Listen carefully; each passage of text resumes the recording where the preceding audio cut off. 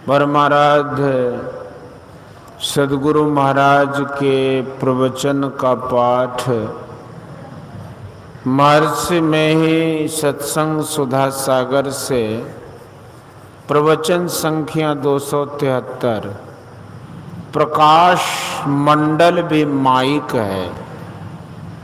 प्यारे सत्संग प्रेमियों, जिसमें परिवर्तन नहीं हो, जिसका विनाश कभी नहीं हो, वह ईश्वर है। जो माइक पदार्थ है उस सब में परिवर्तन होता है और सबका विनाश होता है। परमात्मा का विनाश नहीं होता, परिवर्तन नहीं होता। वह अजर अमर अविनाशी है। उसका संग हो जाए, मेल हो जाए तो जानिए कि पूरा सत्संग हो गया। लेकिन यह एक ही भाव मनुष्य के लिए बहुत दूर है। विचार से कह देना बहुत सुगम है, पर ठीक ठीक होना बहुत दूर है। माइक आवरणों में कोई ईश्वर का दर्शन नहीं पा सकता। आवरण 3 हैं: अंधकार, प्रकाश और शब्द। इन तीनों में ईश्वर दर्शन नहीं होता।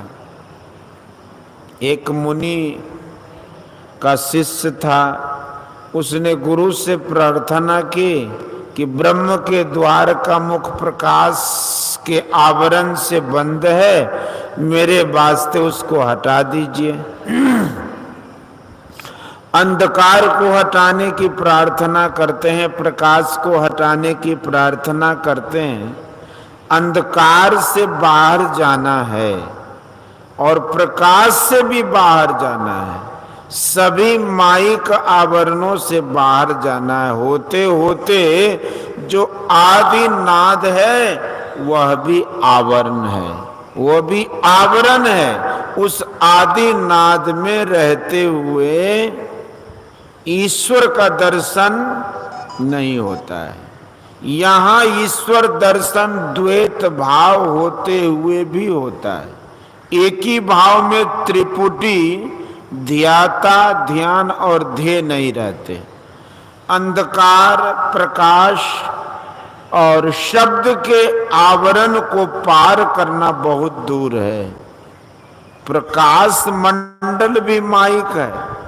शब्दों का आवरण कितना बड़ा है इसको माप नहीं सकते। कबीर साहब ने कहा है कि लंबा मार्ग दूर घर, बिकट पंथ बहुमार, कहो संतो क्यों पाइए, दुर्लभ हरि दीदार।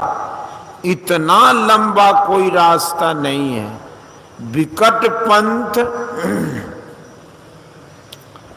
विकट पंथ जिस रास्ते पर चलकर पहुंचा जाता है उस पर विघ्न बाधाएं भी बहुत हैं। विघ्न बाधा में मन को अशांति होती है, इसलिए विकट पंथ बहुमार का।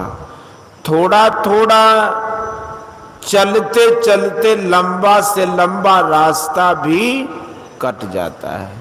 जो धीरजवान साधक है वह चलते चलते रास्ते को पार कर जाता है, तब परमात्मा का दर्शन होता है। यह दर्शन चेतन आत्मा को होता है। यह दर्शन बाह्य आंख से देखे बिना होता है। चेतन आत्मा को जो शरीर का संग है इसी से अज्ञानता है। जब जो चेतन आत्मा की पहचान में आ जाए वही ईश्वर है। जो इस बात को भूल जाएंगे उनको ईश्वर का दर्शन नहीं होगा।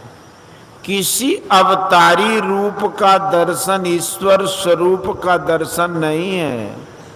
आंख से जो दर्शन हुआ वो माया का ही दर्शन हुआ। उससे आगे का जो आत्म स्वरूप है उसका दर्शन नहीं हुआ। सब रूपों में जो आत्मा है उसका दर्शन रूपों के दर्शन से नहीं होता। जैसे सबके शरीरों को सब कोई देखते हैं लेकिन आत्मा को नहीं देखते हैं। आत्मा का दर्शन हो जाता है तो ईश्वर का भी दर्शन हो जाता है। लोग माया के दर्शन को ईश्वर का दर्शन मानते हैं। माया क्या है? गोस्वामी तुलसीदास जी महाराज ने रामचरितमानस में लिखा है कि गो गोचर जहाँ लगी मन जाई सो सब माया जानो भाई। माया को पहचान लेने पर सारे संशयों से छूटना नहीं होता है। माया के दर्शन से पूर्ण शांति नहीं होती। माया के दर्शन में आपदा आती ही रहती है। सगुण रूप उपासना में गुरु रूप की उपासना भी आ जाती है।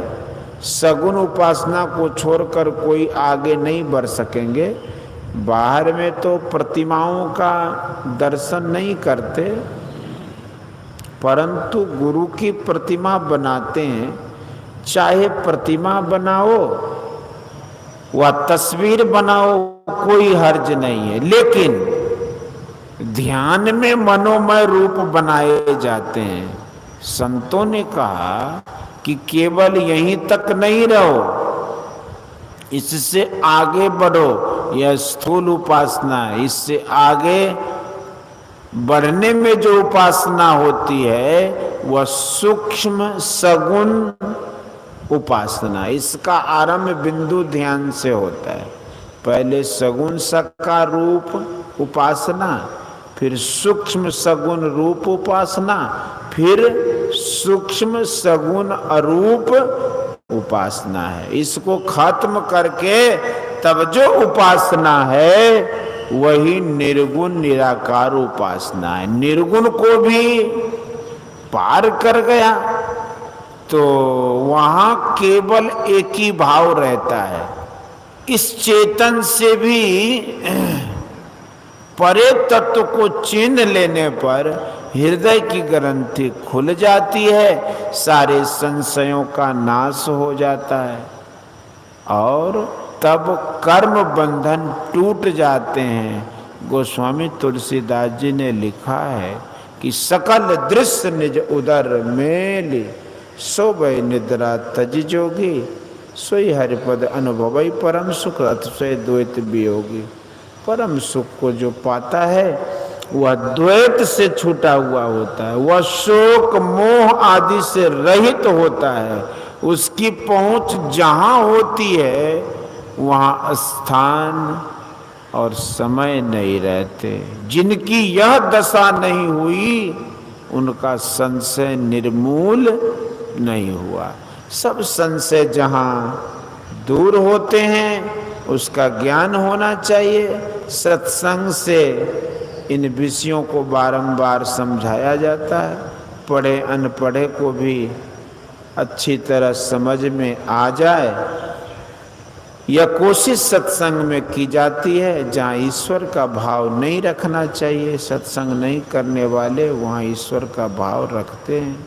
जिस सत्संग में ईश्वर की चर्चा नहीं वो सत्संग नहीं।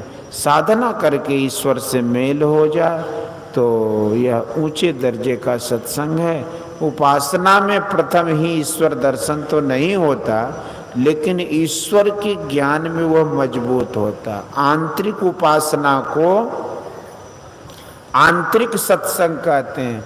अद्वैत भाव में ईश्वर का दर्शन हो जाए, यह निर्गुण शब्द की उपासना है से होता है। संत कबीर साहब ने कहा है कि संगत ही जरी जाओ न चर्चा राम की, दूल्हा बिना बारात कहो किस काम की।